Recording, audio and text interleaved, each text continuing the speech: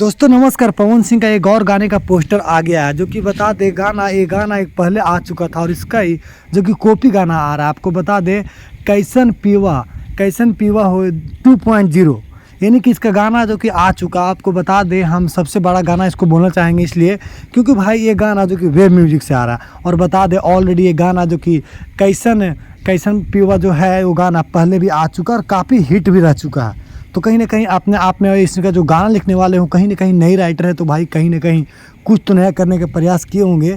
जो कि अमित मिश्रा करके कोई नाम है, ऐसे मिश्रा करके नाम है पूरा भी नया राइटर। तो भाई इसके बारे में डिटेल नहीं पता। अगर आपको डिटेल पता तो हमारे चैनल में कमेंट में ज़रूर बताइएगा।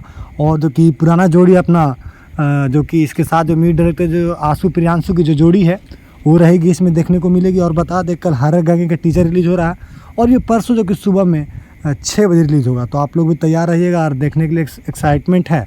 तो आप लोग जैसे ही गाना आएगा सबसे पहले मैं आपको देने का प्रयास करूँगा। तो चलिए फिर मिलता है अगले वीडियो में। तब तक के लिए जय हिंद, जय भोजपुरी।